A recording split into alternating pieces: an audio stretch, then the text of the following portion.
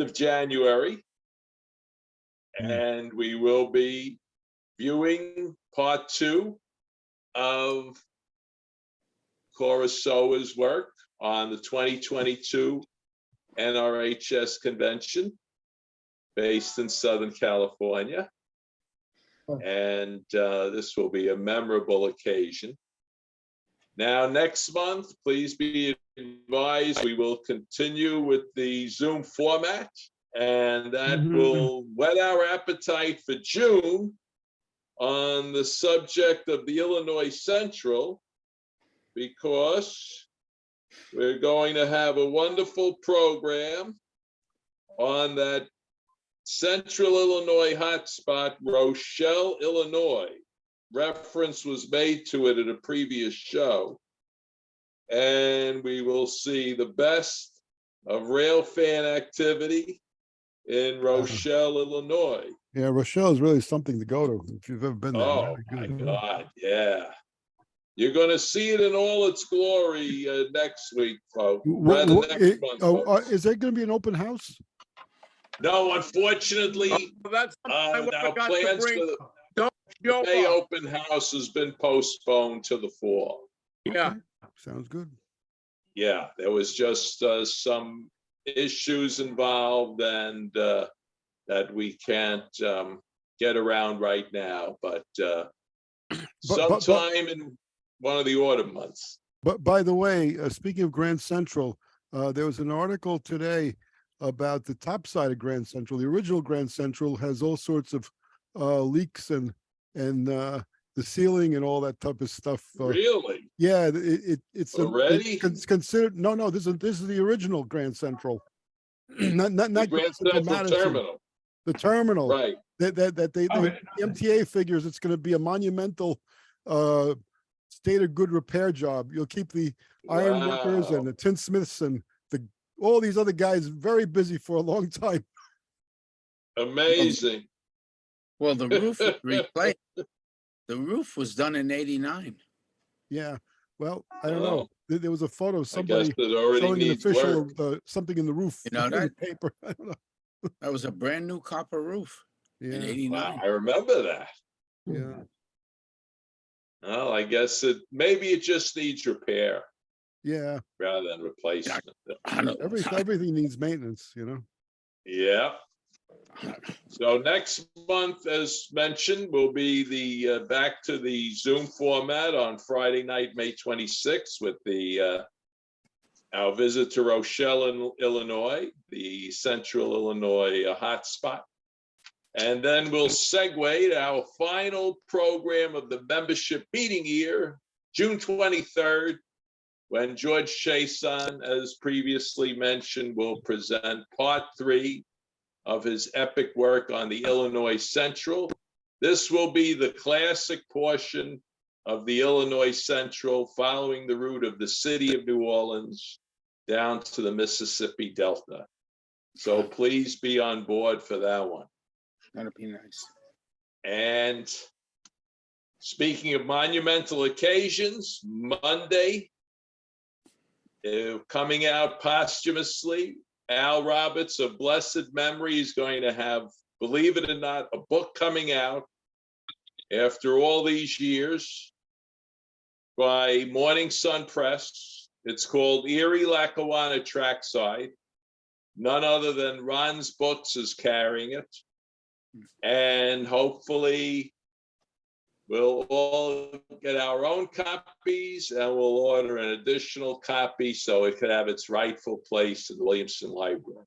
I'm sure Alan would be looking down on that occasion with a big smile on his face. So we wouldn't want to disappoint, and it would be a great addition to the library. So as soon as the board approves the expense, we'll go ahead. And now, without any further ado, I want to yield the floor to our lady of the hour, Cora Sowa. And as you know, month after month, year after year, the RE presents the very best in rail fan entertainment. And tonight will be no exception in the guise of Ms. Cora Sowa's program, part 2 of the 2022 NRHS Convention in Los Angeles. So That without is any further ado, I yield the floor to none other than Cora Sowa. Take it away, Cora. Okay, That is big Laura, yes. praise to live up to. Shall I hit share screen? Yes, I've made you the co-host. I hit share screen and we want this. Can you see my screen? Yes. It Yes. says Yes, just came on. transcontinental trip to California for the NRHS convention. Yeah. Okay. Last time in part 1, we finished up with my 2-day visit to my old neighborhood in Los Angeles and what remains of the old Pacific Electric Tunnel. Tonight, we begin with the actual trips that we took with the NRHS. It was 4 days of taking trips all around the Southern California area. We went to the San Diego Model Railroad Museum, Southern California Railway Museum, which used to be called the Orange Empire. They changed the name because everybody thought it must be in Orange County. It's not, it's in Riverside County. It was called Orange Empire because all of that area used to be orange groves. Oh. And then we had a behind the scenes tour of the little railroad at Knott's Berry Farm. That was an addition that was not in the original program. And it was before we went in early in the morning before the amusement park opened. And so that was a little additional thing that we had to sign up for. There was a limited number of people that they were taking on that. And then the rest of the day, we went up to the Nethercutt Museum, which has old automobiles and old machines for making music. Oh. Player pianos, player this, that, every player banjos, player little dancing figures, and an antique locomotive out in the back. And then we ended up with a trip to Travel Town in Griffith Park and Walt Disney's, and then up the road a bit, Walt Disney's Carolwood Barn, which is like a recreation of Walt Disney's little garden railroad that he had before he built Disneyland. So we start with a trip to San Diego. We were very lucky to be able to go on this trip because we came back on the Surfliner, which since then has washed into the Pacific Ocean. You may have heard about that. I think they may have been able to shore up the rails since then, at least temporarily. But the most exciting part, where you're right next to the Pacific Ocean, that in a storm I believe it was in September of last year, the bank simply washed away, and I don't know if the rails themselves went into the water, but the whole cliff along the Pacific collapsed, and they were having to have bus service around behind, farther inland. Yeah, So anyway, that area in Del Mar is a great rail fan spot, but you're really close to the railroad. It's like, well, that is the problem. You're so close to the Pacific that it fell into the Pacific. Anyway, we went there by bus, and here is just our trip down good old Route 5, which goes all the way from the Mexican border up to the Canadian border. This was, of course, not there when I lived in Southern California. Here you can see some of those cliffs. This is a Mormon church. And there you can see some of the San Diego commuter rail in the background. We're getting into downtown San Diego. The Model Railroad Museum is in Balboa Park, which is in a hill overlooking downtown San Diego, and it is the site of 2 expositions that were held early in the 20th century. First, the Panama, California Exposition of 1915-16, and then later on, the same grounds were used for the California Pacific International Exposition in 1935-36. And some of the original buildings, I'll show you later on. Some of the buildings are original, some are recreations of the original buildings, which were only intended to be temporary. Here's the big courtyard. And in one of the buildings is the Model Railroad Museum, and you are greeted as you come in with this little antique locomotive. Good. Please do not touch. And they had the most interesting thing that they had were actual recreations of real places. Every exhibit in this Model Railroad Museum was constructed by a different group. There are 4 or 5 different railfan or model railroad organizations that have exhibits in this space. This is an accurate reproduction of the Carrizo Gorge railroad trestle. This is it was originally built for the San Diego and Arizona Railway, which later became the San Diego and Arizona Eastern. I remember that railroad, never rode on it. They suspended passenger travel before my time, but I know my father, who worked for the Southern Pacific, he would talk about the SD&AE. It's always the SD&AE.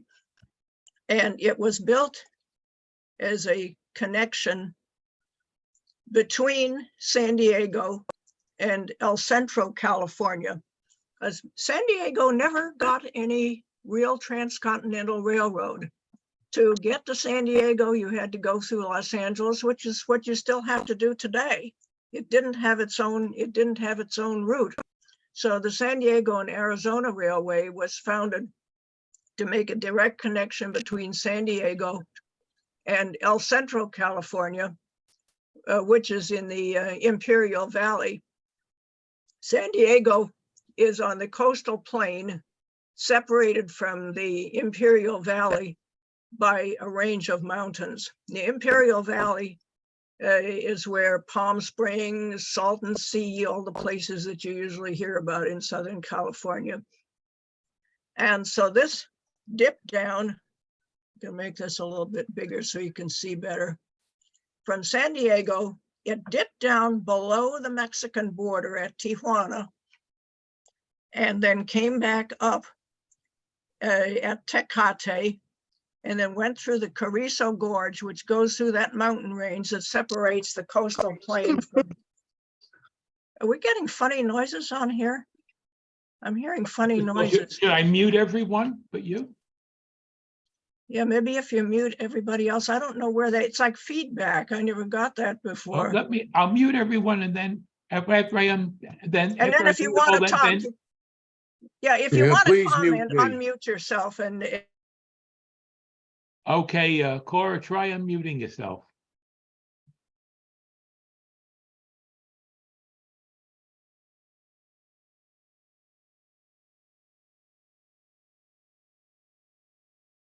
You should see a mute button at the bottom of your screen someplace.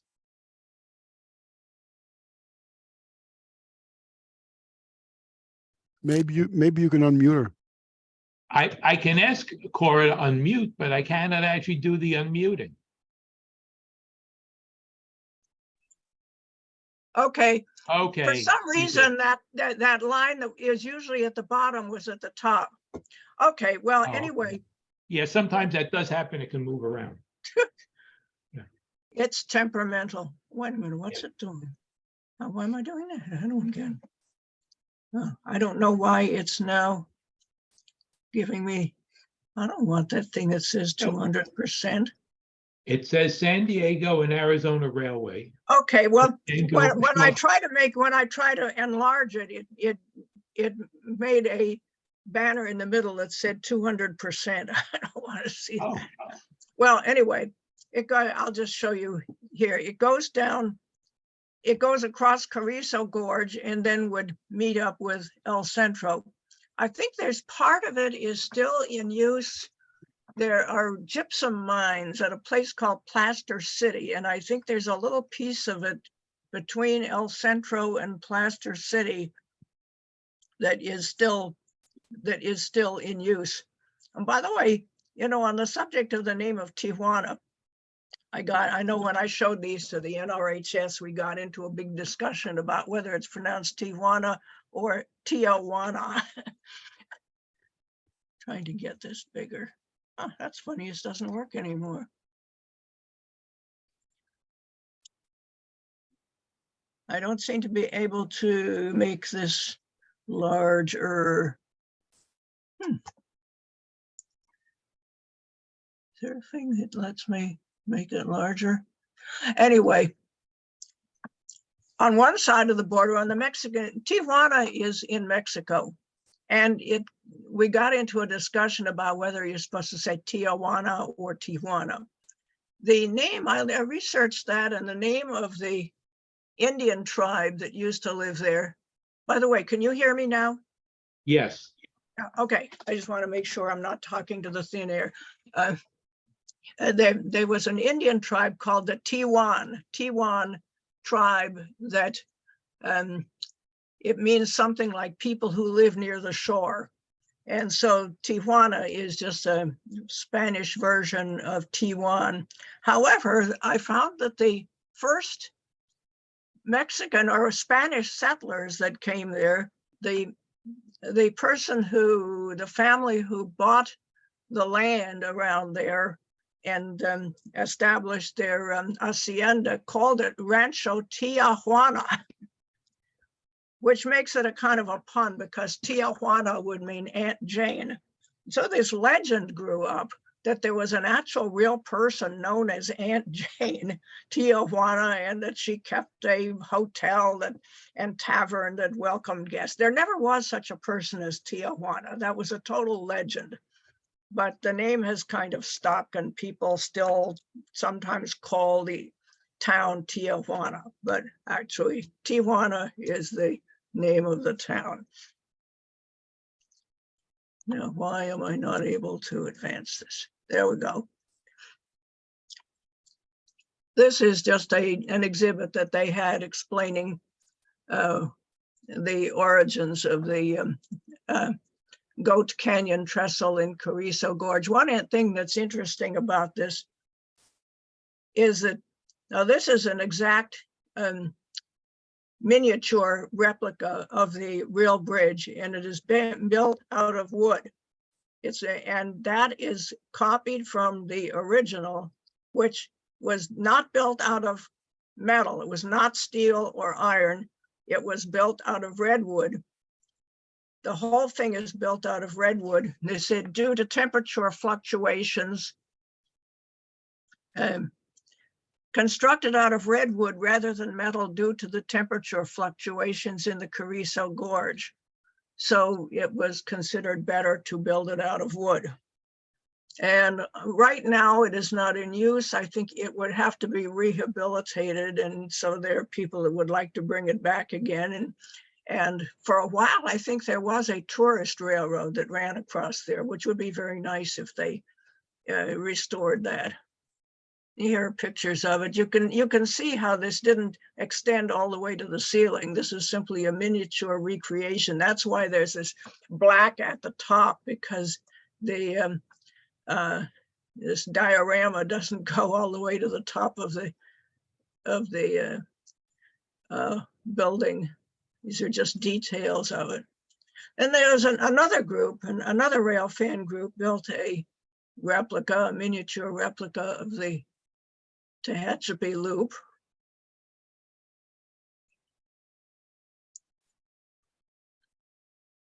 And they had little trains actually running on some of these exhibits. In fact, I think they may have had them on all of the exhibits.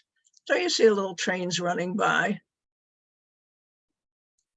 And here's the control station for running the little model trains. Yeah, he's on.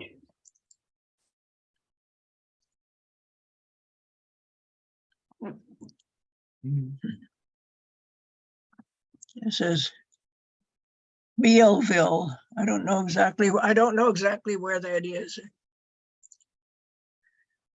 Then there was also the toy train gallery. Now this is your standard model railroad, which is just a made up place. It's a fantasy place. And you notice that these have 3 tracks because there are different ways that you can supply power to these model railroads, either having 2 tracks or having 3 tracks. And this is the kind that has the power goes through the third rail in the middle. And they had little trains zipping around through the tunnels. There's a model theme park with a Ferris wheel.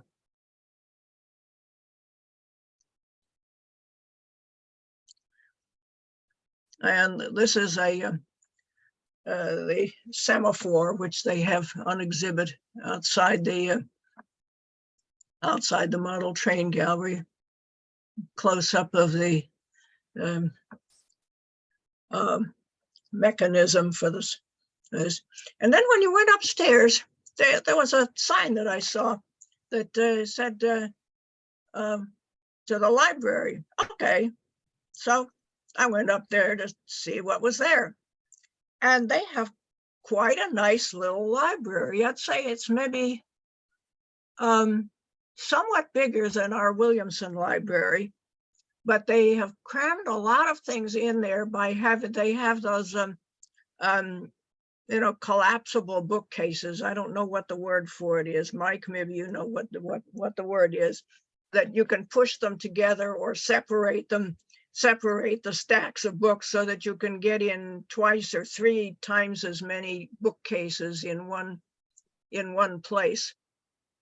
And so they have quite an extensive library. They also had some books that they were deaccessioning that you could buy.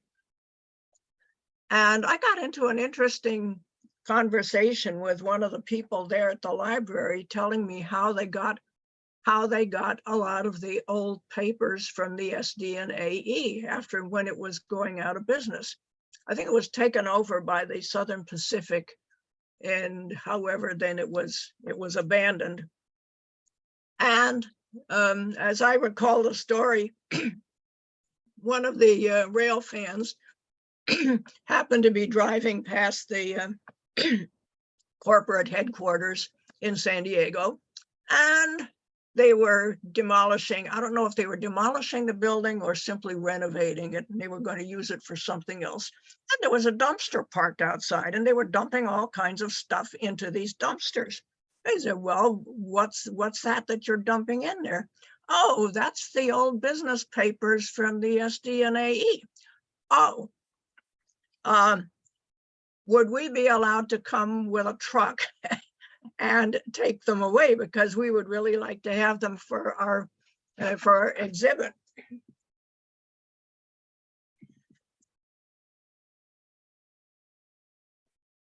So they said, sure. They said, sure, you have 2 days in which to remove these papers. After 2 days, we're taking it all out to the dump. So they hired a truck, or brought in a truck, got all the stuff out. He told me that they got about 80% of all the old papers from the SDNAE, and that's now in their Railroad Museum library. So it pays to be in the right place at the right time. And after I finished, yes. Yeah. So anyway, that was how they rescued. It said about 80% of the papers they were able to get. It's a real prize. So I was going around the rest of the grounds there at Balboa Park. Number of very beautiful buildings.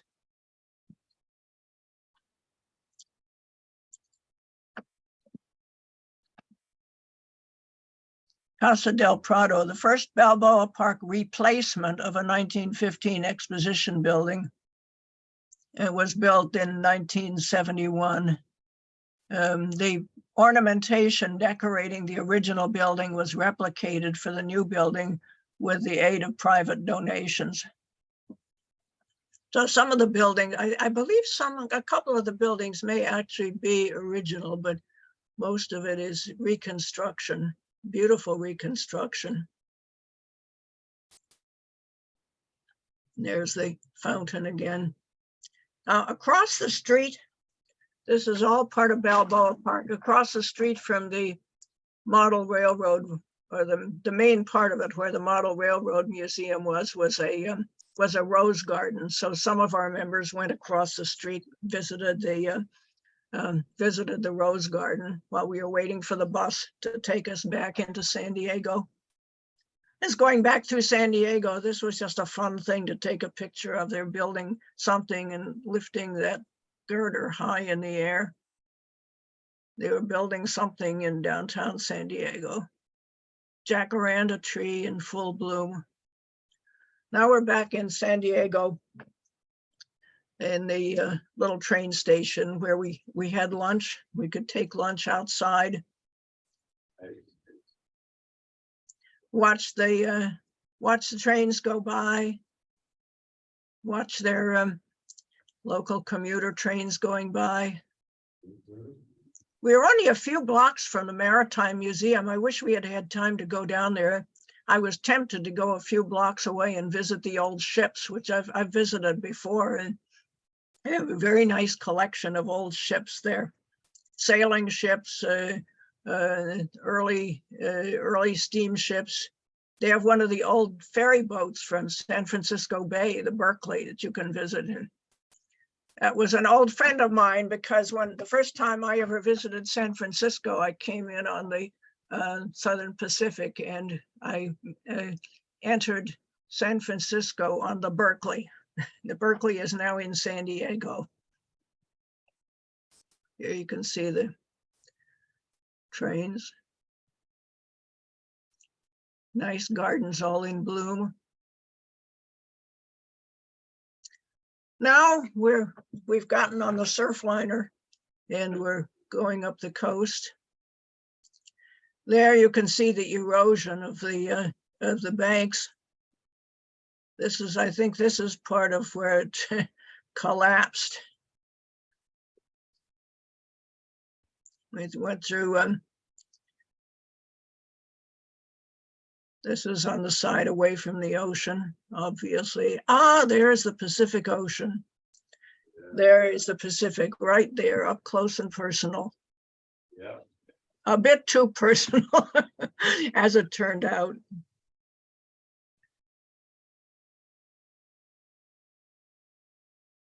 Solano Beach. Yeah, what we did was that we it was one of those it was a double-decker car, and you could go up into the top part of it, and this is looking out over the head of the engineer who was driving the train.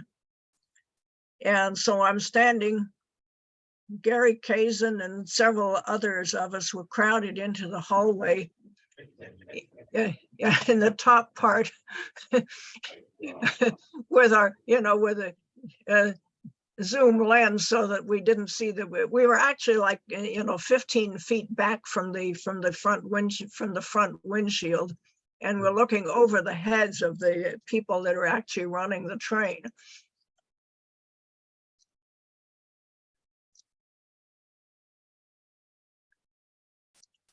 I think this is around San Clemente. Yeah. There's the pier going out. This is looking out the side window over the heads of people that were sitting there, of course. There's San Juan Capistrano. And here we're in Orange County, and there is a gigantic balloon shaped like an orange because we're in Orange County, and apparently you can get rides. It's a tethered balloon, so it doesn't float away. It just goes up into the air. And so you can get a ride up into the air under the giant orange. And get back to Fullerton. Gary Kazin standing over on the left. Oh, Gary King. I thought it was Randy. Then the next day we visited the former Orange Empire Railway Museum, now called the Southern California Railway Museum. Yeah.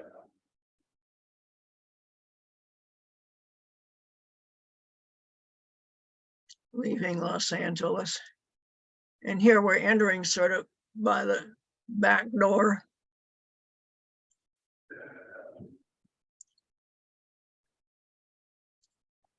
This is an absolutely vast place, many acres. In fact, we went by bus from, they put us on our tour bus to go from one part of it to the other. That's really big. And here is the little station building, Pinacate Station, which is, it has a ticket office and gift shop and headquarters of the where the tourists can come in. And they have the big collection of the old red cars, the Pacific Electric red cars and the yellow cars, narrow gauge yellow cars of the LA Transit system. So they have extra rails. They have 3 rails because it has to accommodate both the standard gauge of the Pacific Electric and the narrow gauge of the LATL. Now, Pinacate Station is an actual old railroad station because the town of Pinacate was founded by the Southern California Southern Railroad, which was a subsidiary of the Santa Fe. And it was designed to, it also went down to San Diego, served the San Diego area, and it also served the gold mines that were in the Pinacate mining area. There was actually gold mining there. The gold is all gone now, but there was mining was served by Pinacate. And then there was a land dispute of some kind about who had the title to the land. And so they moved the town up to Paris, which is where the town is now. Mm-hmm. And Pinacate is named after the Pinacate beetle. That is a picture of the Pinacate beetle. Oh. Pinacate beetle is also known as a stink bug. And it stands to defend itself. It stands on its head. I didn't take this picture. I've never actually seen one of these critters, but it will stand on its head and then it will squirt a spray of this stinky substance into the air. So that is a picture of a Pinacate beetle about to release its stink bomb. Oh my God. Fun fact. So anyway, I was down there waiting for, they have a little loop track that goes all around the property and they alternate between having red cars and yellow cars that you can ride on. So there was a yellow car that was about ready to leave. So I got on the yellow car. Well, it's really nice. Took a ride.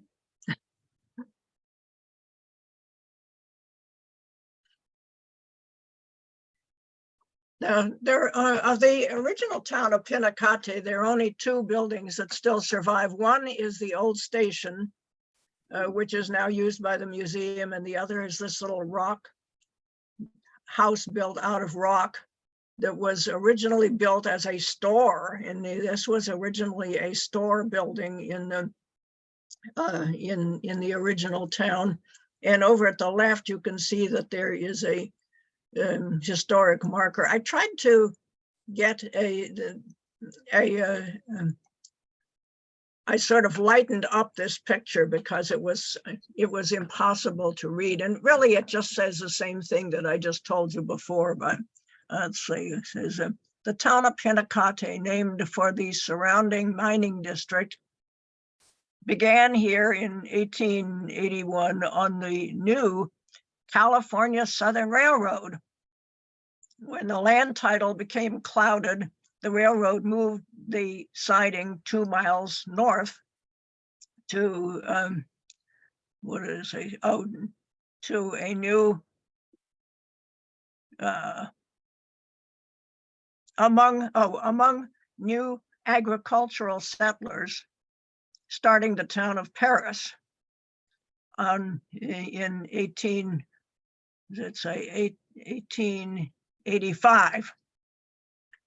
And then it says that it was acquired by the building. There were 2 buildings left, and they were acquired by the railroad when the Orange Empire Railway Museum took over the site in, can't read what it says, and I think it was in the 1950s that the museum was started.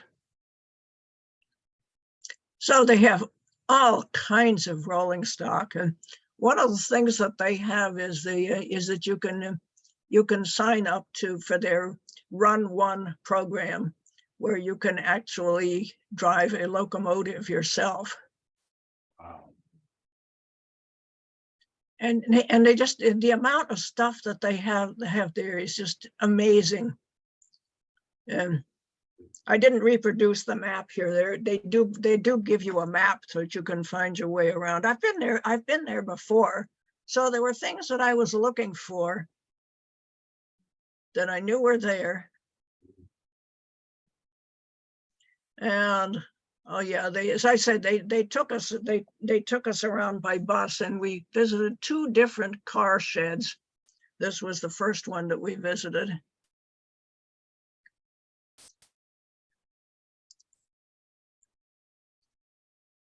This is the interior of one of the cars. This was, was this? Oh yeah. This was the foreman's car on one of the work trains. So it says the work train was a self-contained community carrying everything needed for the task at hand, as well as for feeding and housing the crew. It had bunk cars for sleeping, kitchen cars for eating, supply cars for storage of parts and supplies, and specialized construction cars such as cranes and pile drivers. This car was used as the living quarters for the foreman of the work train, who sometimes traveled with his family.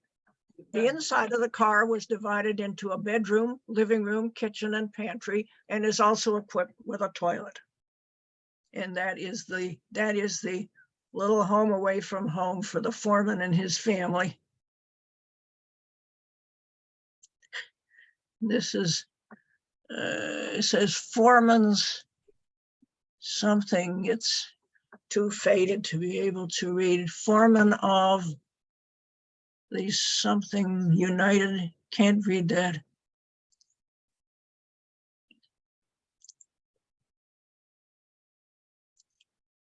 Here's one of the old blimp cars. Yeah. Like the ones they used to run this kind down to Long Beach from Los Angeles. Southern Pacific business car. This is the interior of the business car. It's really nice. Yeah, it's nice. I wouldn't mind living there.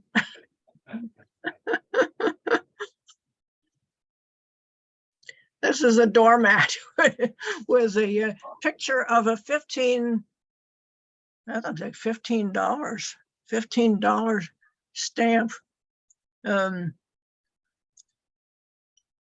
with a picture of a goose on it. That's expensive postage.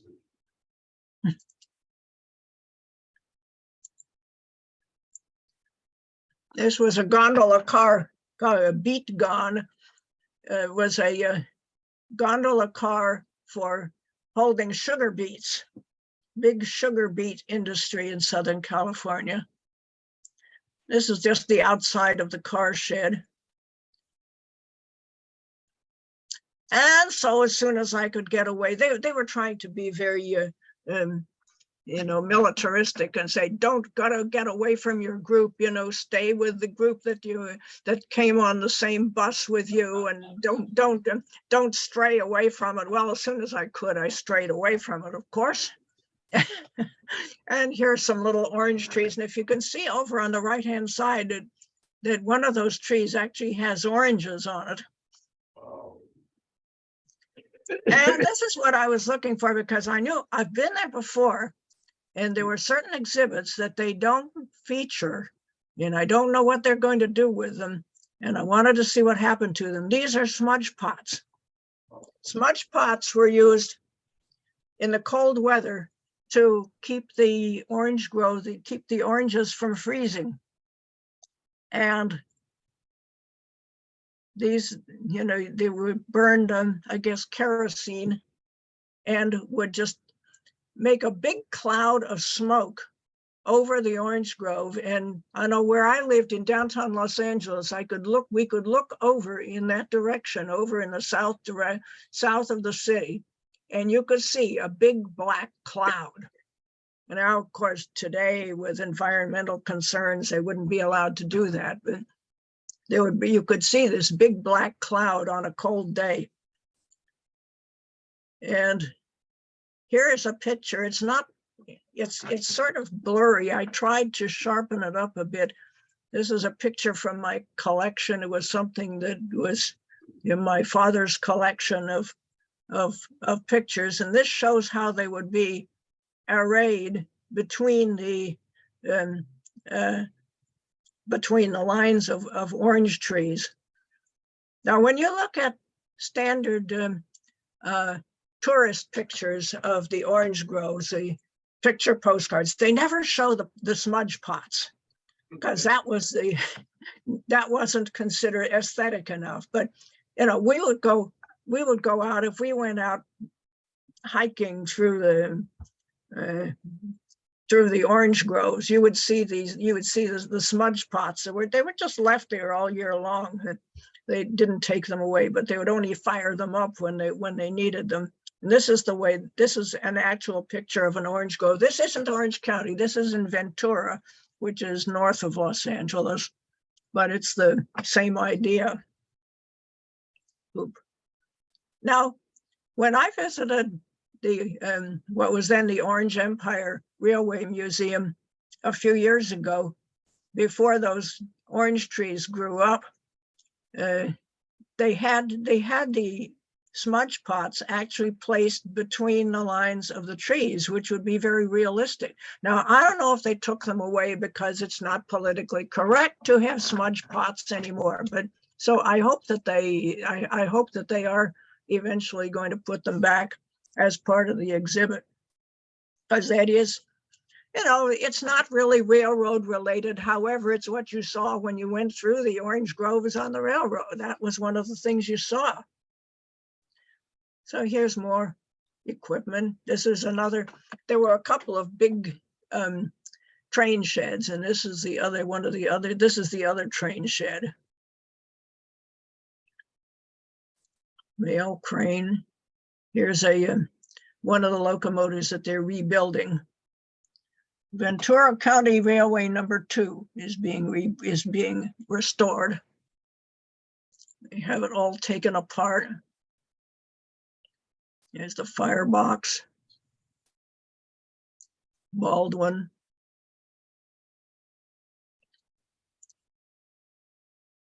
They've taken off the outside covering, and you can see all the bolts.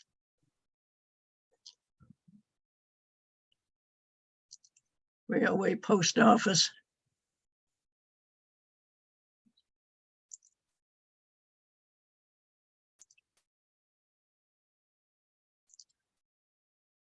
And that car has been nicely repainted. Hollywood Boulevard. Number 655. That may well be one of the trains that I actually rode. There you can see, you got in through the middle. There was a middle entrance, and that was where the conductor would take your fare and ring it up. Ring a little bell when the money went into the box. So you could get out either the middle or you could get out the end, but you had to get on in the middle because that was where the fare box was. There you can see the double doors in the middle.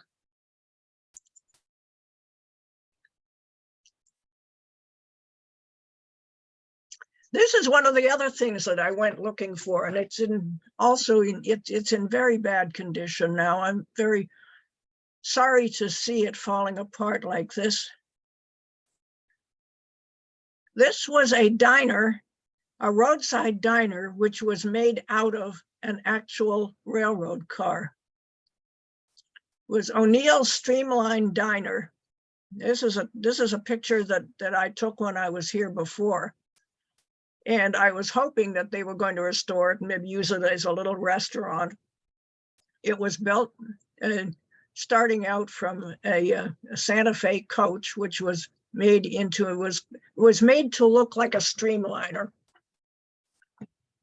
You can see, well, this is how it looks. This is how it looks today. All the paint is peeling off. And it was given this exterior to make it look like a Santa Fe streamliner.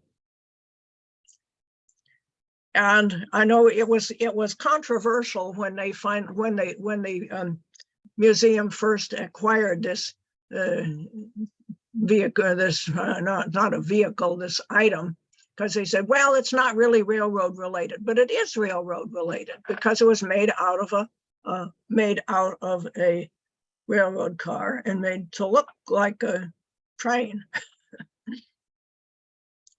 So I don't know what they're going to do with it. And so this is just walking around the grounds. A very nice pepper tree. I'm glad to see the pepper trees are thriving because I know that during the 1950s when the smog was really, really terrible in Los Angeles, and we had a couple of big pepper trees and they both died, and all the pepper trees were dying because of the air pollution. And when I talk about air pollution, I mean, the air was yellow and we couldn't see the wind. We should have been able to see the mountains from our house, but you could not see anything. It was yellow. I couldn't keep my eyes open. I would walk into things because it was so bad. So I'm glad that they've cleaned up the pollution sufficiently so that the pepper trees are back. Very nice pepper trees that they have. And this is the building that they call the town hall. We had lunch there. There was a barbecue truck and we got barbecue and took it into the town hall to eat our lunch. All kinds of equipment.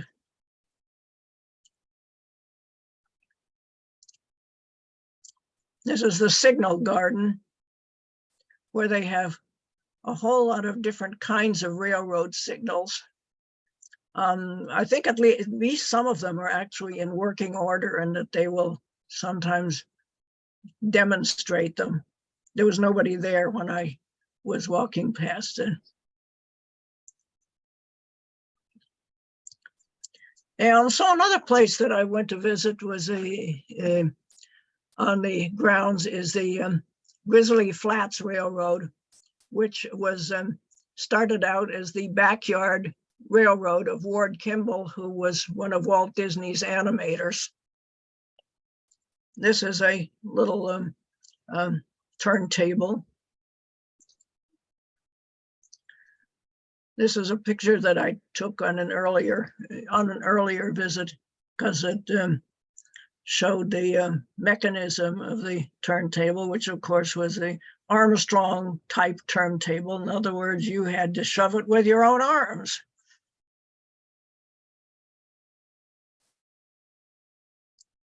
don't know why it keeps jumping around. So inside here is a little tiny engine, the Chloe. I think that started on one of the sugar plantations. This was part of Ward Kimball's collection.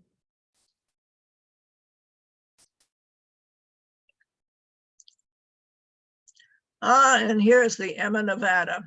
Now it is undergoing restoration. And so it has been all taken apart.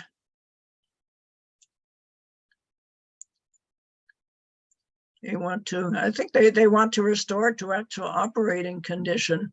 And there is Emma, Nevada herself, for whom the locomotive was named. When I don't know what it was called before, but Ward Kimball called it the Emma, Nevada. Emma, Nevada, the person, was an actress. She was a singer and actress in the 1880s. Well, real glamorous actress, featured on as one of the world's beauties, advertising. Oh, well, the card was like baseball cards, that you could get a card like this, I guess.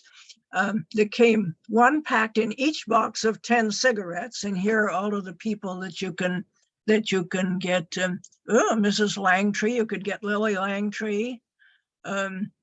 All of these different beautiful women's pictures. You could get Ellen Terry. She was a great actress at the time.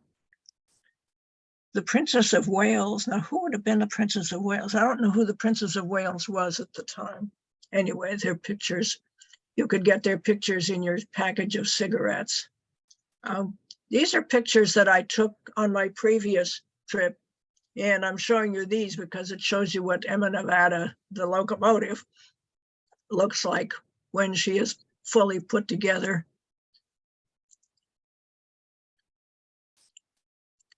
And on the lantern, the headlamp on the locomotive are pictures of beautiful girls painted by Ward Kimball.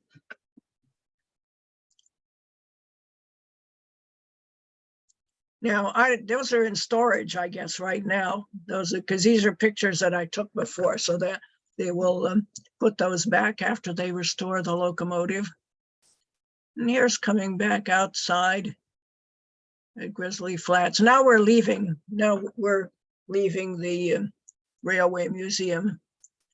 And I just took these pictures because there's so many rocks. I mean, this is natural. This is the way the place naturally looks. The hills, coming back on the highway. Coming back on the freeway. And then the next day, we took the behind the scenes tour at Knott's Berry Farm. So we had to get up very early in the morning for this before the amusement park opened. All the different props that they can use.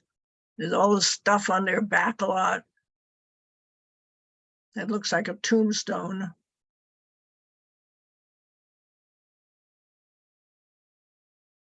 And there in the background, you can see the amusement park with the roller coaster.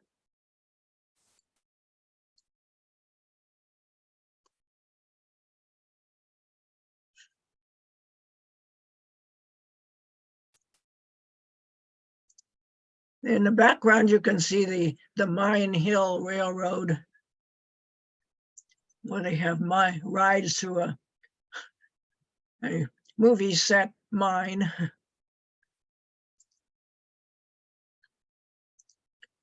There's the little railroad. Oh, there in the background, you can see the Mine Hill Railroad. And some of the antique locomotives that they have. The Calico Mine Company.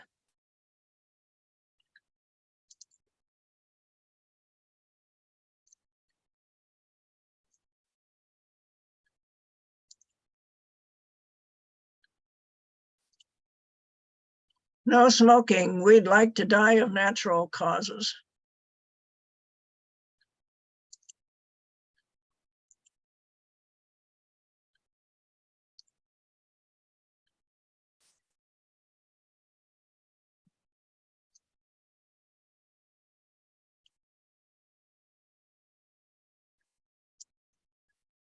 These were all Denver and Rio Grande cars.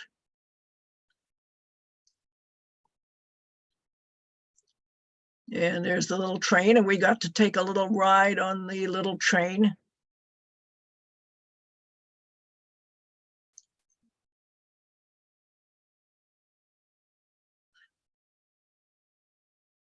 And then inside the shop where they're working on things, the Galloping Goose.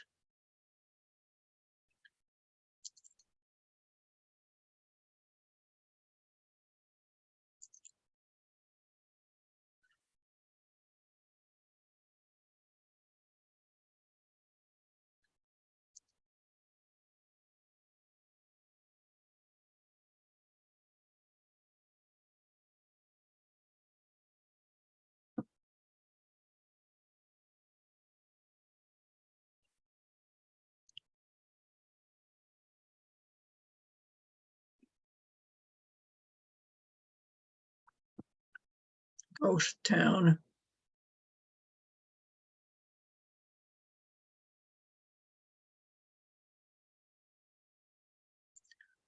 Then the next day was when we went to the Nethercut Museum. By the way, can you all still hear me?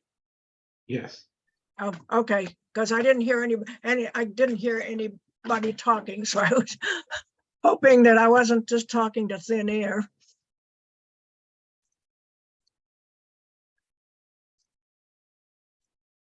And this is on our way out to the Nethercut Museum. This is just a picture of the Los Angeles General Hospital, and I'm just showing that because if you've ever seen the there's the TV series General Hospital, and they always show this in the background. This building is actually no longer used as a hospital, apparently, in real life, because it was not sufficiently earthquake-proof for a hospital. So they use it for administrative purposes, but they had to build a new building for the hospital part of it. But they still show that in the background. I've never actually watched the entire show, but I know that they had this sort of establishing shot at the beginning of the series, where General Hospital, and they show this picture. And then we're up in, Sylmar is up in the upper end of the San Fernando Valley. And so we ate our lunch in a little park in Sylmar. And then we visited, they have buildings on two sides of the street. And this building, which has some of their collection of old cars, is open to the public. This is where they have the bulk of the collection, and that you have to sign up for a tour to be able to go through it. So we went through it. Mr. Nethercut himself was a cosmetics and I think vice president of a cosmetics company, but he also raced cars. So he didn't just collect cars, he also raced them. And when you go inside the building, it looks like it's decorated to look like a luxury car dealership of the old days, and they had many different cars, and all of these are in drivable condition. And they, once a year or so, there's a big car show, and they actually drive these cars.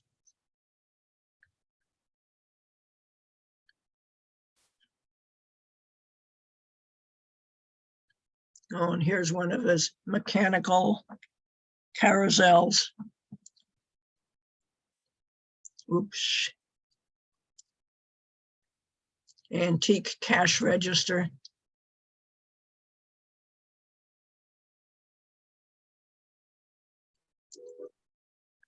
a steam carriage.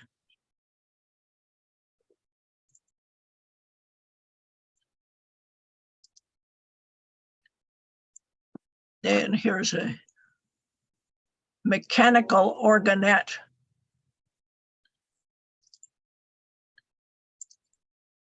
Punch paper roll.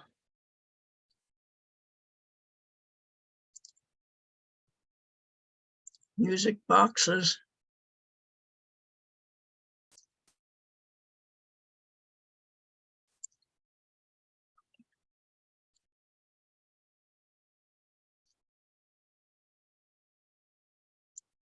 Another cash register.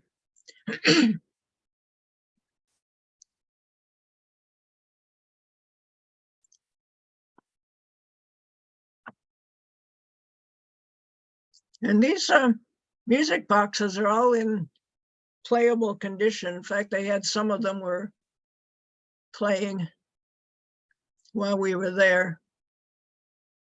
Virtuoso Nickelodeon. Disc players.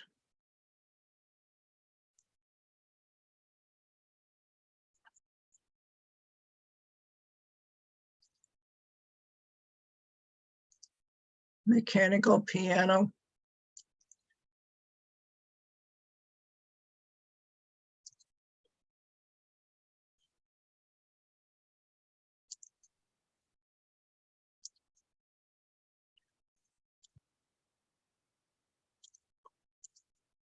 So the cars were all on the ground floor, but then you could go, there were several more floors up above, and you could go continue going upstairs.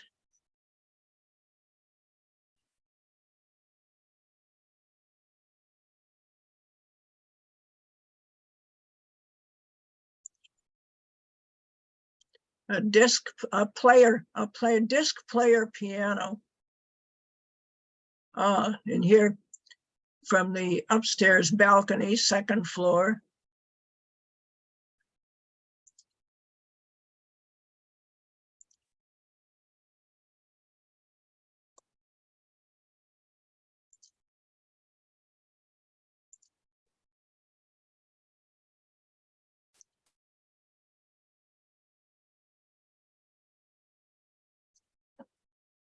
I think there were a total of 4 floors that you could go to.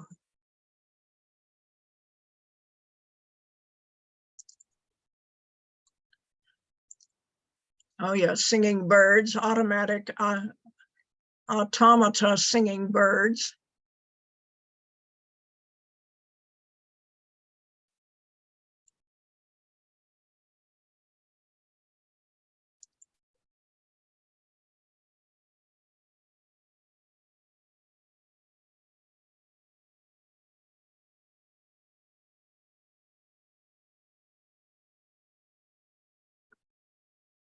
Orchestrion. This is a player banjo. This was actually quite a complicated machine. They weren't demonstrating it, but this is quite complicated because you had to have one set of sort of rubber fingers that would press down on these strings to get the proper pitch. And then you'd have another set of mechanical fingers that would actually pluck the strings.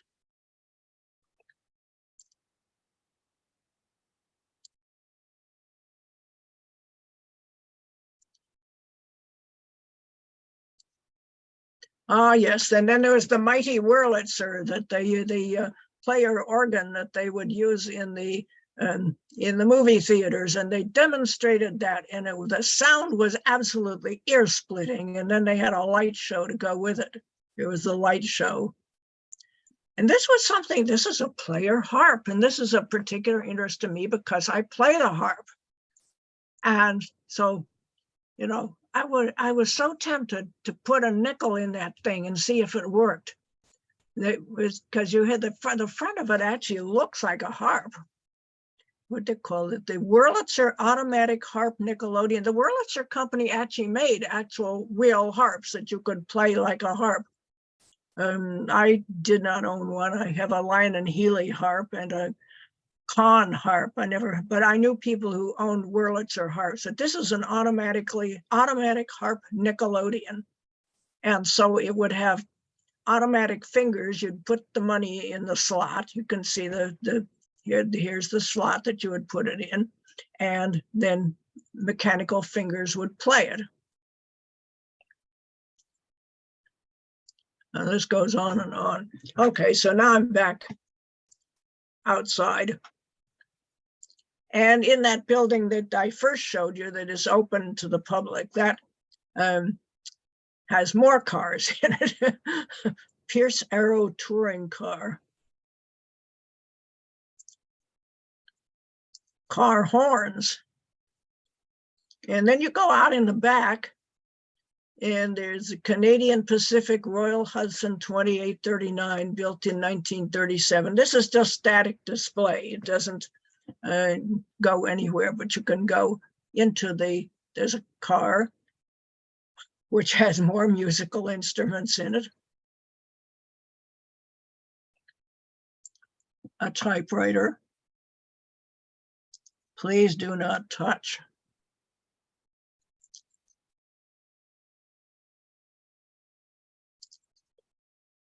This is real luxury. This is inside the locomotive.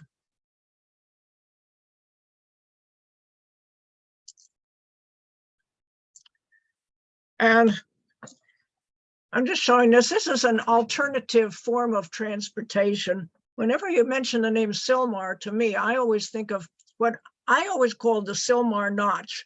And so we were up there in Sylmar, and so I was asking people, do you know anything about the Sylmar Notch? What has happened to it? Well, they didn't know anything about it. Well, it turns out that the official name of this is Beals Cut. And this is in between Sylmar and Newhall, which goes through the mountains between the upper end of the San Fernando Valley and the lower end of the Central Valley of California, you know, that has Bakersfield and Modesto and all of Central and going up to Sacramento. This was the old stagecoach line, and this was cut through here.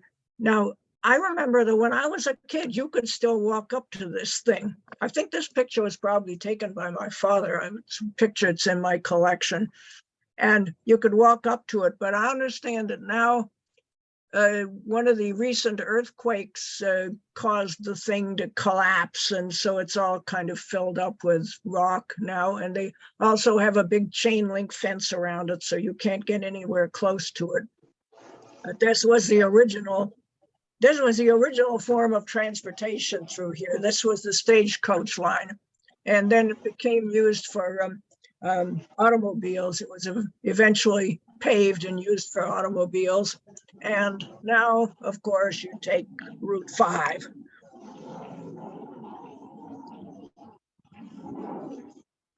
What is that sound? Something is making a funny noise in the background.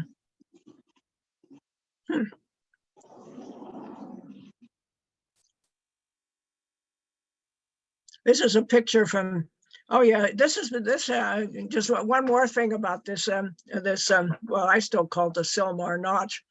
There's a famous movie in which Tom Mix rides his horse across that cut. And so the question is always raised, well, did they fake that? Did they fake that, or did he really jump his horse across it? And generally, the general opinion is he really did ride his horse leaping across that cut. In one of his old Western movies, here's a picture from the top of the cut. Well, anyway, now we're going back to Fullerton.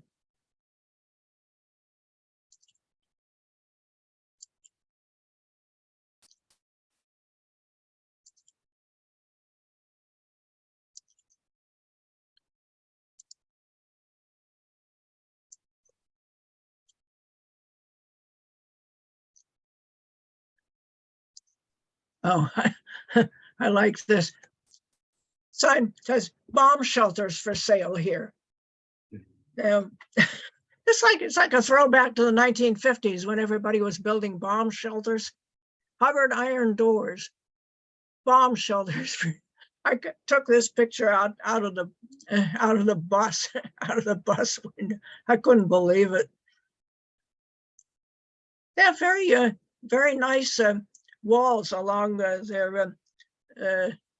along their highways. You know, when we have walls along the highways here, they tend to be rather boring. But the ones out there are very imaginative. They'll have this fancy terracotta, or sometimes they'll have paintings, you know, like sort of graffiti style paintings, but they're there on purpose. Here's another design. Then finally, the last day of exhibits before we returned was to go to Travel Town in Griffith Park. I think this used to be, it's now a casino. I remember it as being a tire company that had their, Fisk Tires. It was a tire company that had their headquarters in this building, and it's now been turned into, now used as a casino. It's on our way to Griffith Park. This is, I believe this is Union Pacific yards and container terminal.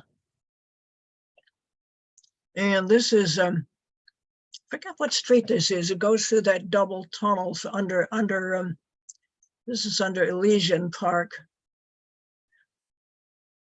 This is the, it's now used as a Metrolink maintenance facility. This is where Taylor Yards used to be. Taylor Yards was the big Southern Pacific yards and maintenance, and there was a turntable and a roundhouse and shops. It was a huge, big facility, and they later moved out to Colton, which is out closer to San Bernardino. But this, I remember Taylor Yards, like my father would sometimes have to make a trip up to Taylor Yards to check out something that they had built up there. He was a cost analyst and he had to go up. So Taylor Yards was always a big place, stamped on my consciousness. But it's still, what remains of it is still used by the Metrolink as a maintenance facility. There's the Los Angeles River.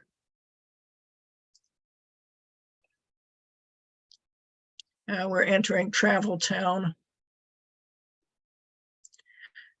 And there's a little railroad that goes around the outside of it.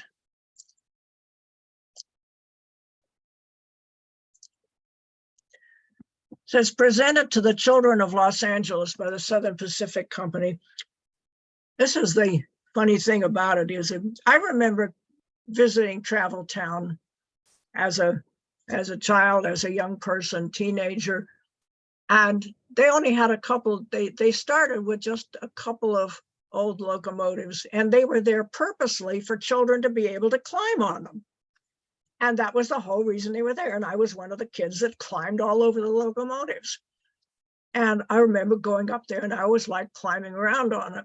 Well, now, of course, people are all afraid of lawsuits and negligence and stuff. And so now they have signs all over, do not climb on the locomotives, but they still have the signs that say presented to the children of Los Angeles.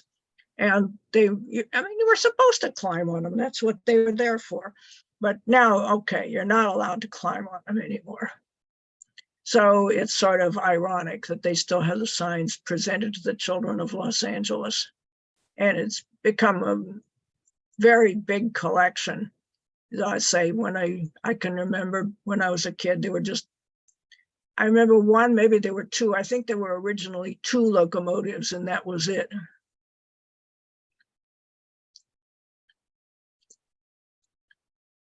These were all gifts of various railroads that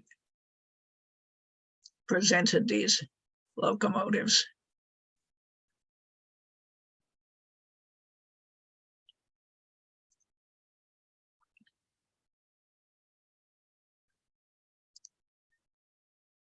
And there you can see there's a little tiny railroad that runs around the outside. And off in one corner, they have a couple of geared locomotives. This was a Heisler locomotive. There you can see the cylinders. One of the cylinders, sort of, there was slant, they would slant one on either side. Sort of a V2 configuration. There you can see how all the gears underneath the locomotive connected to the two slanting cylinders. Donated by the Pickering Lumber Company of Standard, California. Used for hauling timber for forest to mill in the Mother Lode country. There you can see the undercarriage. And they also have a Shea locomotive, also geared, but with the up and down cylinders.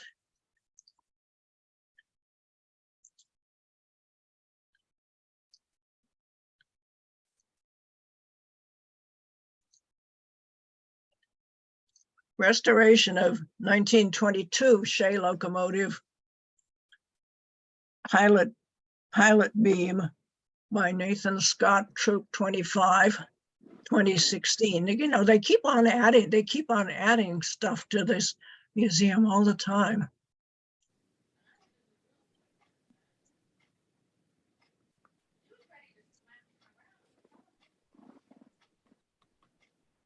Here's one of those signs presented to the children of Los Angeles by the Western Pacific Railroad.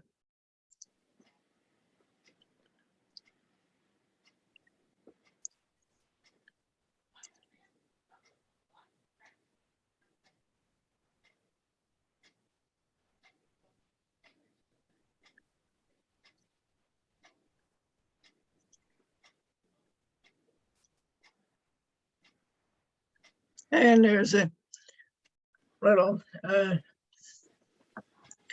picnic area where we had lunch.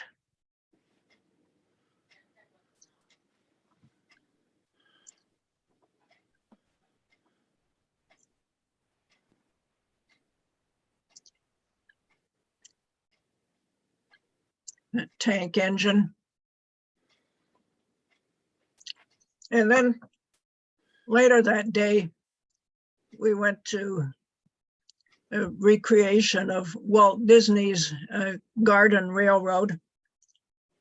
Cora, Yes. This is Mike with Yellow. Hi, Mike. I'm going to sign off. Okay. It was Okay. very good. Okay, well, thank you Yeah. for coming, and Oh, thanks for playing. Okay. Yes. we'll see you. See I'm you not next feeling- time. Okay, take care. See you next time. Yeah, you take Bye. care. Thank Be you well. so much. I'm not Be feeling well. so good. Thank you. Have a good evening.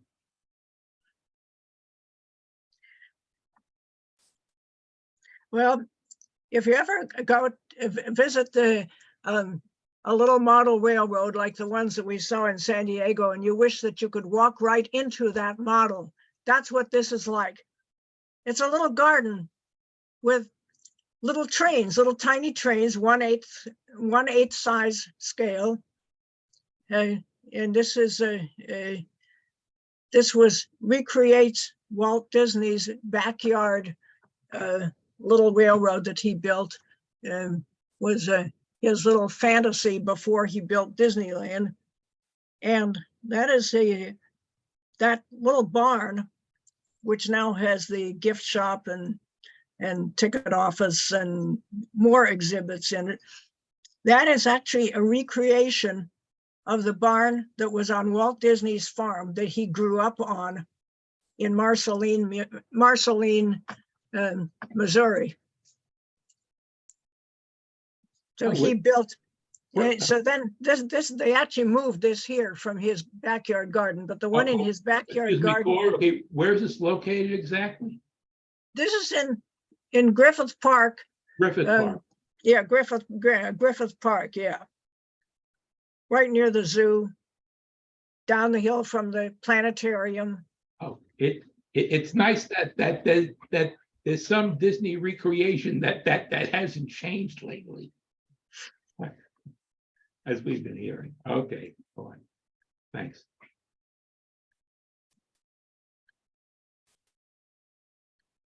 So there's a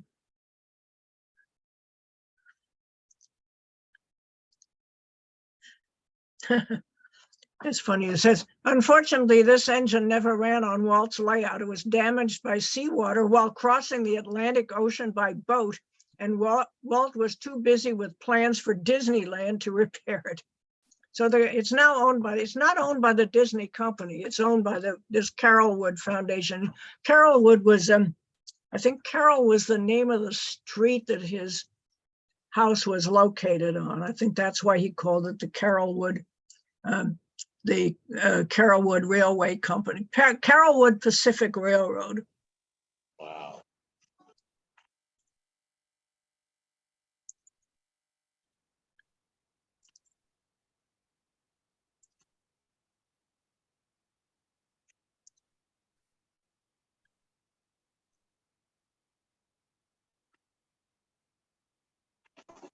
Hmm. Mine train through nature's wonderland.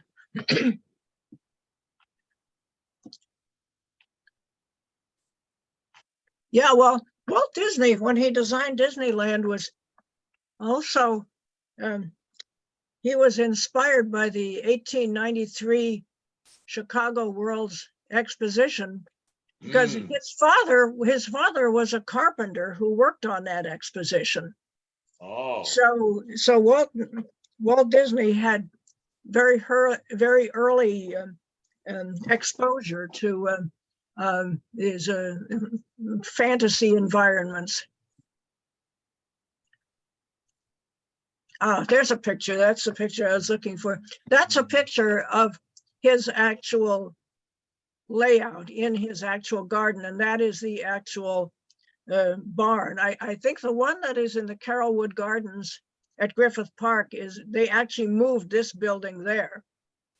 But this building is a recreation of the one that he grew up with.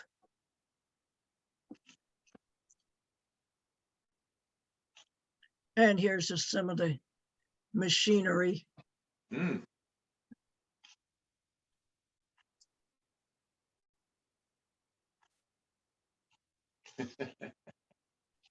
Oh, Ollie Johnston was, let's see, another of Disney's animators, and he had built this little thing for his children to play in, and that has now been moved to Carrollwood Gardens.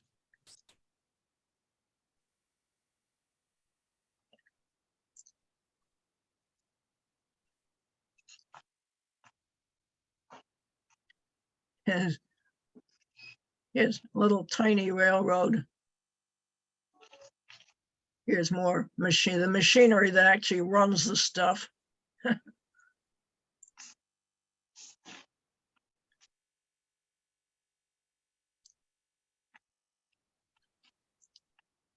And little tiny buildings, little tiny bridges. It's like a little tiny model railroad, except that you can walk around in it. There's a little tiny turntable, a little tiny roundhouse.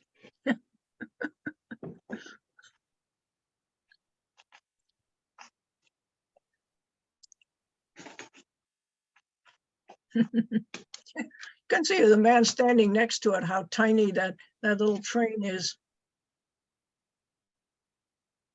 Yeah, with the Chesapeake and Ohio logo on the front, the sleeping kitten. Yep. Chessie. Yeah, Chessie. That looks really nice.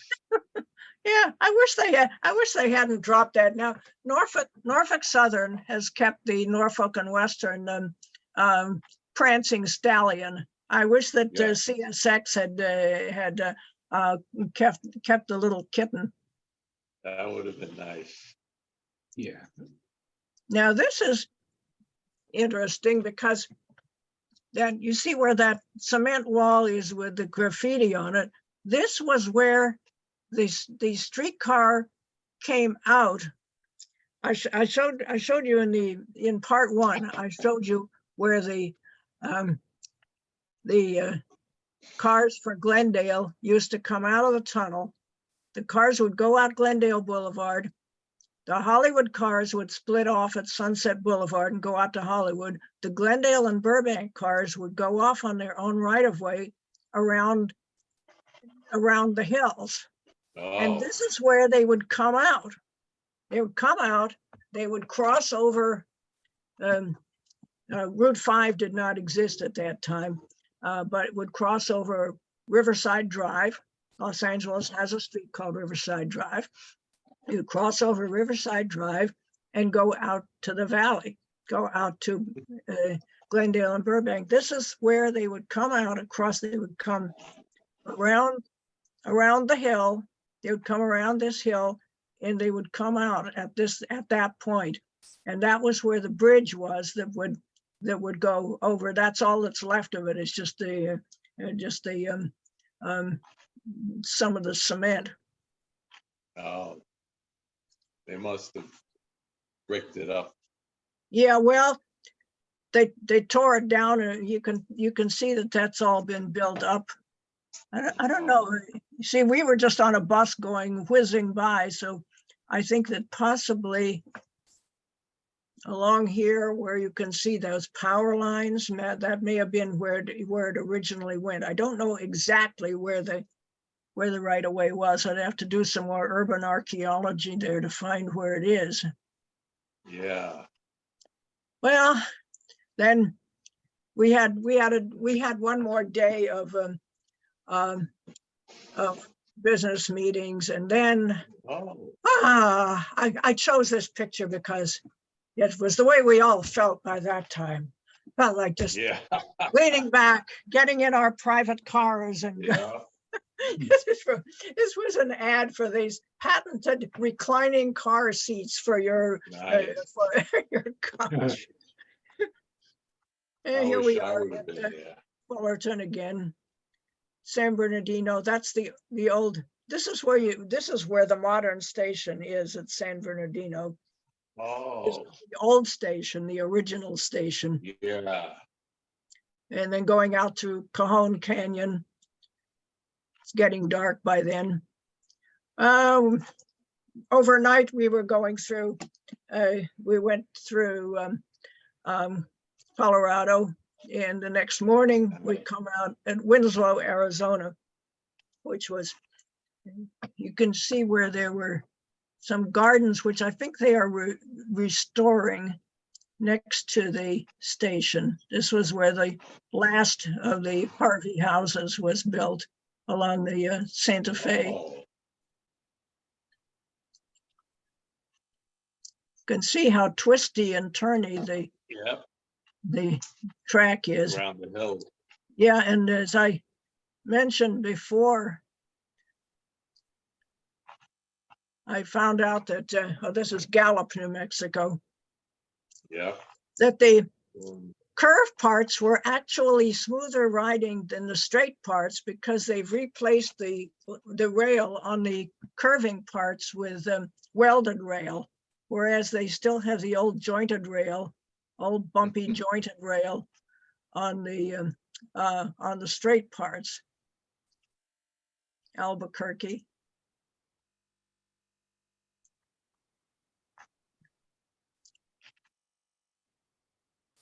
I don't know what that building is.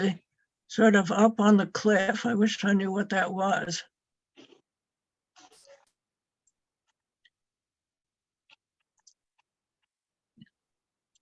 Here you can see some of the twists and turns. These were pictures that I took out of the back where our observation car. The Kichigami Club was at the end of the train, and so we had a nice view straight out the back. Nice. Going through Glorietta Pass. I think I showed you these pictures before. They still have the manually operated Oh, switch. Well, I mean, there are only two trains a day that go through here. We were wow. on a siding. We were going east. This is the westbound Southwest Chief on the other track. Those are the only This trains is- that go, the only trains that use this anymore. This is in New Mexico? This is in New Mexico. Yeah, this is Raton, going through Oh, Raton Raton Pass. Pass. Yes. Yeah. Las Vegas, New Mexico. Oh, yeah. More twists and turns. And here we got our That's where pictures of the John Ford semaphores. filmed a lot of his movies. Yeah. Raton. Yeah, raton means either mouse or it can also mean squirrel. means rat. Mostly, yeah, Or rat. yeah.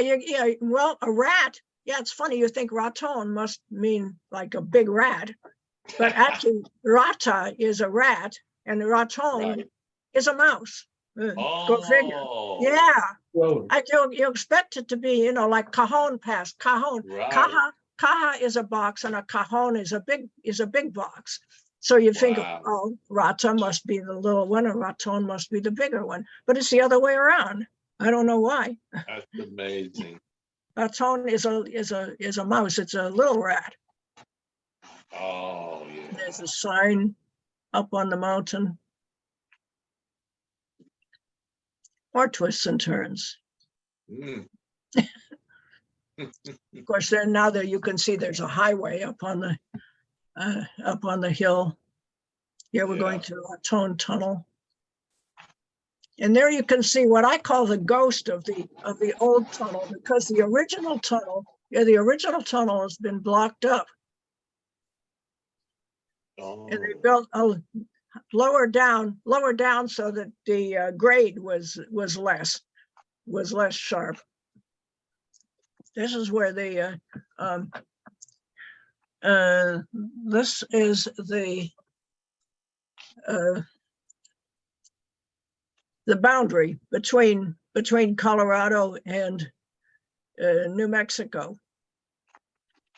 So here you can see when the two tunnels were both open. The old one, the higher up one, is still in use apparently, and the lower one is also there. Now you can just see that the old one has been blocked off. Here's a picture of before they built the tunnels, there were these switchbacks. And here you can see, this was when they were in 1879, when they were building the tunnel. You can see the tunnel across the top there, that straight line, that's where they built the tunnel. The Oh. switchbacks of the dark line, the black line, that's where the whole thing had to use these switchbacks. And then you see the sort of double line that goes down here, sort of a fainter line. That's the old stagecoach line. That Oh. also had switchbacks, but not as many of them. It had some. Yeah. Then they built the railroad, but that was only a temporary thing. Then they went straight through. Probably because of the elevation. Yeah. Well, Yeah. I've heard it described as the old switchbacks as being of course now the highway just goes through there, no problem. But the line with the switchbacks, it's been described as being very picturesque but dangerous. Yes. Particularly when it was built. It was built in 1879. Oh my Yeah, gosh. that yeah. must So have been they really in 1878 they just built the switchbacks as a kind of a temporary thing. In 1879 they built the tunnel. Yes. There's one of those mesas. Those mesas in the early pioneer days, those mesas were landmarks that they used. That the pioneers, on the wagon trains, they would know where they were. Because we're basically following the old Santa Fe Trail. That's what this is. We're basically following the Santa Fe Trail. With the semaphores. Semaphores. I believe they're taking out those, even these semaphores are going to be gone very soon. And this was where Jansen crossover, this was where the spur went off into the mountains to get the coal. There were coal mines and they needed those to run the locomotives. And so that was the reason why they went through this district. And there still is a spur there, but I don't know where it goes. And maybe they just use it for storage. This is Trinidad, Colorado. So you have Raton is on one side of the divide, and Trinidad is on the other side. And then the next morning, wake up, we're in Kansas City.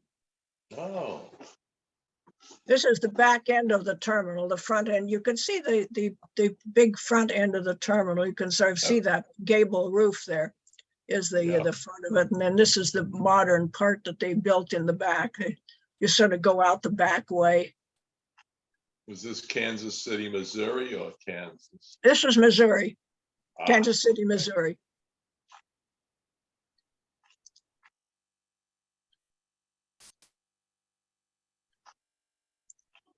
nice infrastructure shot. Yeah, very nice. Fort Madison, Iowa. Oh, yeah. This is where we crossed the Mississippi. Yeah. And I'm interested in the bridge at Fort Madison because that was where my grandfather, he graduated from engineering school in 1887. And this was his first full-time job, was working on this project, building the bridge at Fort Madison. This is the new bridge that's, well, new. It's actually old now, but it was the replacement. It's a double, the current bridge is a double level bridge. It has, the train tracks are on the lower level. Sounds like a dog growling. Oh. Anyway, this the bridge at Fort Madison that's in use today has a train tracks on the lower level and a highway bridge on the upper level.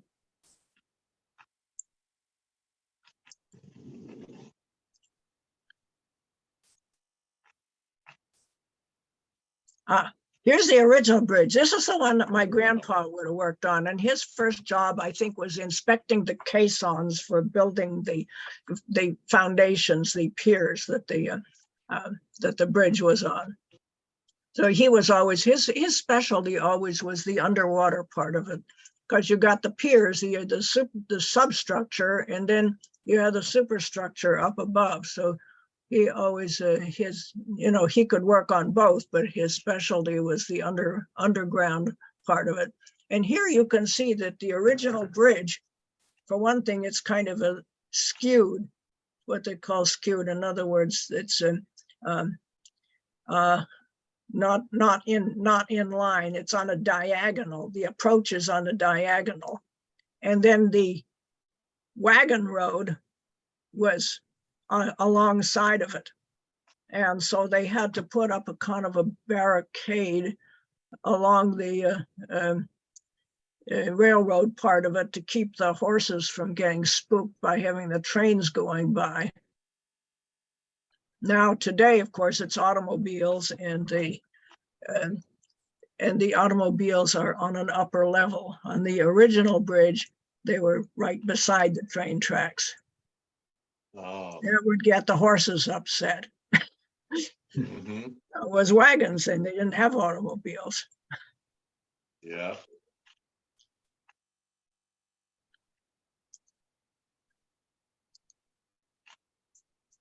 Now we're going through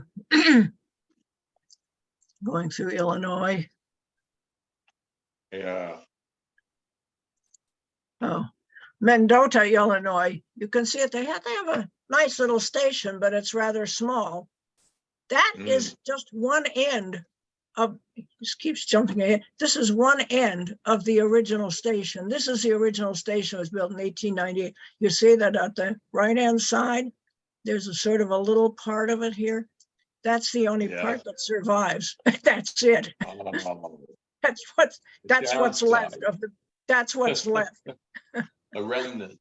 A remnant, right. And now we're back in Chicago. Metro, yes.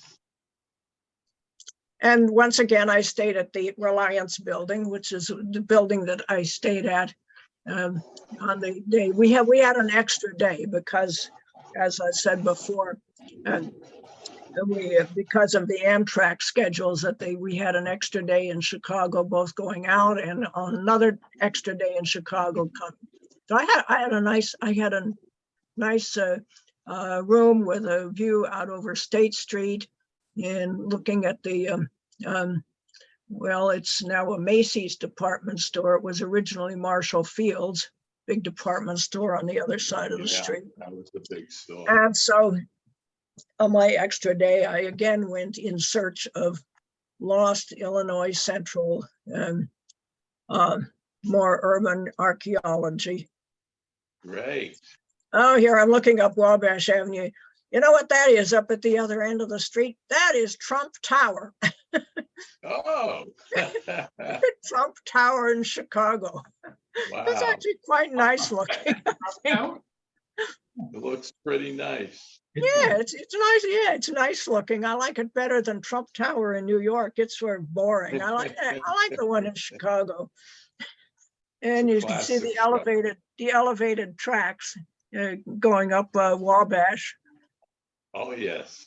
The This loop. was this is a bronze replica of one of the, remember there were the fiberglass cow parade? They had them in New York too. Yeah. And so someone made a bronze replica of one of the cows. Wow. A gift to the city of Chicago from the Hanig family and anonymous donor, November 2001. Yeah, so this is a cow. Why not? Yeah. And so I went over to Michigan Avenue, and then Grand Park. yeah, this is the upper end of Grant Park, which they call Millennium Park. Yes. And there's the Pritzker Pavilion, which was designed by Frank Gehry. We saw one Frank Gehry building in Los Angeles, the Disney.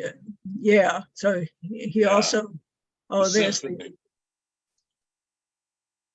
Yeah. Well, this must be for the Chicago Symphony. Well, I don't know what I think this is an open air pavilion. So I don't know. It's not the Chicago Symphony. The Symphony Hall. It's one of those buildings when you look across that wall of buildings on Michigan Avenue. Orchestra Hall is where in Chicago on Michigan Avenue. It's one of those buildings. I don't know which one is where the Chicago Symphony Orchestra is. But this, I think it's, what is it? Cloud something or other is the official name of it, but people just call it the Bean because that's what it's shaped like. Wow. I wonder if it has an Oculus. I don't know. I think I don't think that there's any, that is not glass. It's polished steel. It's polished steel. So if you get underneath it, you can't look up into anything. I gotcha. It's There's more pictures of the Pritzker Pavilion.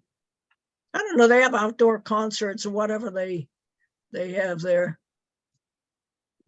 They're looking back at the Bean. Here's another mode of transportation. They have the Segway tours, and this was particularly funny because there were these. I don't know who they were, what group they were, but they were these ladies wearing these very long skirts. And as they went along, they looked like a group of Greek statues suddenly moving down the street. That is funny. I'm walking down to here's the Chicago Lake Yacht Club. Michigan. We are standing on top of railroad tracks, a railroad yard, or what's left of the old Oh, Illinois Central Railroad Yard. This That's has been referred amazing. to. Some people call this, they say it's the world's biggest rooftop garden. We're actually on top of where The Illinois Central now Yard. the metro, the metro tracks are now underneath there. Oh, So this is the yacht club. Piece. Here's a little harbor patrol boat, Chicago Park District. And one of the geese, I didn't get a good picture of it. It had been taking a bath down in the water, and then it jumped up onto the pier, and I was trying to get a picture of it as it jumped up. wow. This is what used to be here.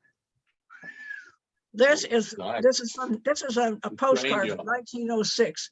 This is Illinois Central main yards. And in the background, you see a couple of grain elevators. That's on the Chicago River. The Chicago River, you can see the masts of the sailing ships. The Chicago River used to all where Wacker Drive is now, used to be all wharves and warehouses. Uh-huh. Now here's a picture of the Columbia Yacht Club house. There are two different yacht clubs. There's a Chicago Yacht Club and Columbia Yacht Club, and they're very near to each other.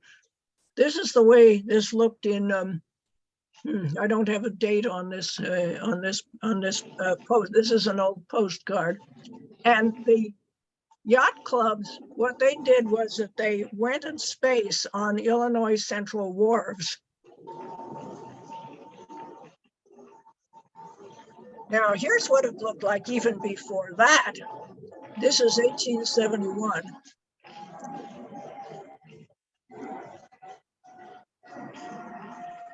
Back in the day. And this is what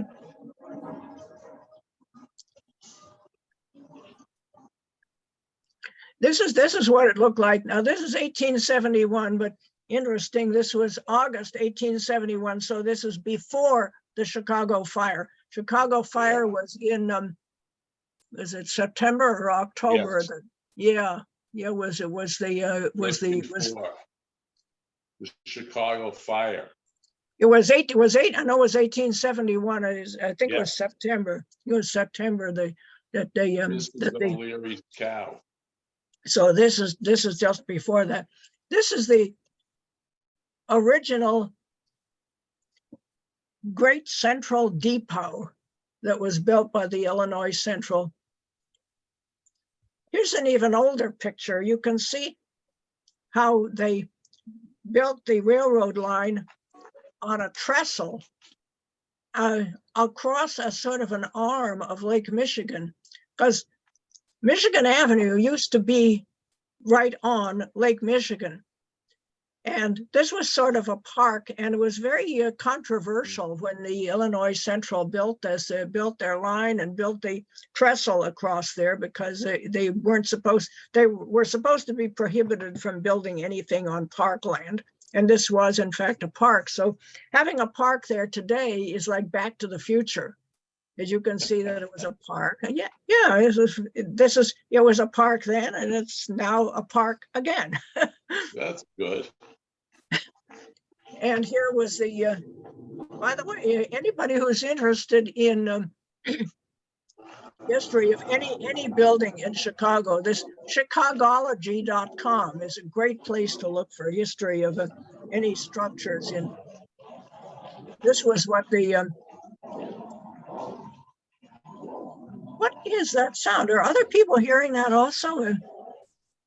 Either sounds like a Something dog in the background. Yeah. or it's not here. It's something, it sounds like a toilet flushing. I'm not hearing it here where I am. You're hearing it too? I don't know what it is. I'm Yes, hearing it from the sounds like south. background noise coming from someone Yes. who's not muted, somebody who's not muted. It's Background not, it's noise not of some coming kind. from here. You know what? I'll try muting and then just All for a right. minute. But don't mute me. Right.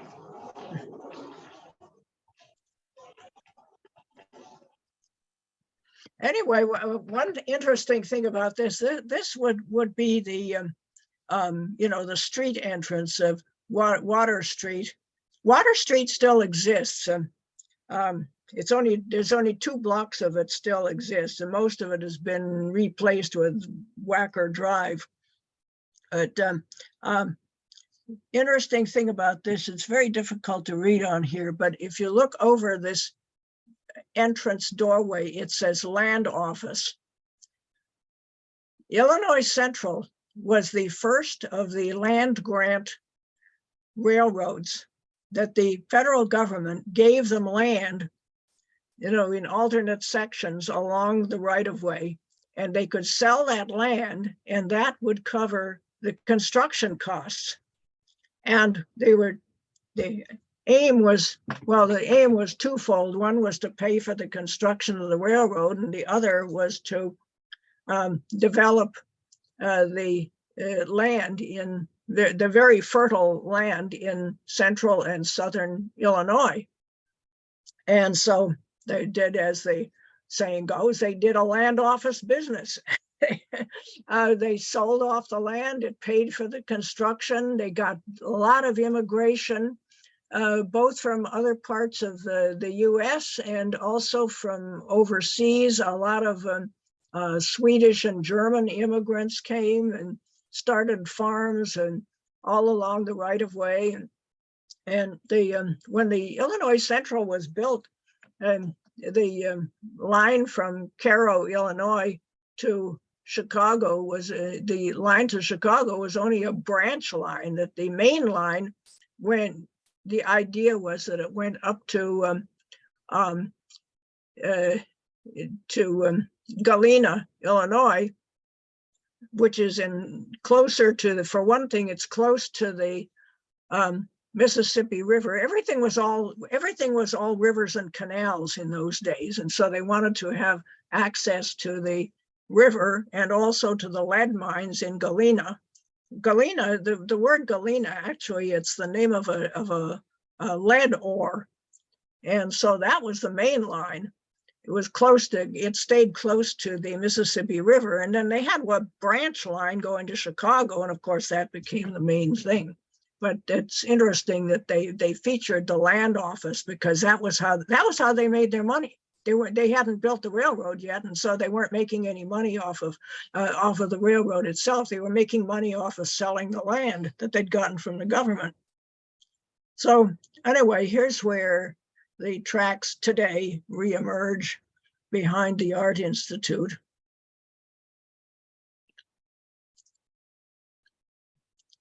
And at station 55 plus 42, I don't know what that refers to.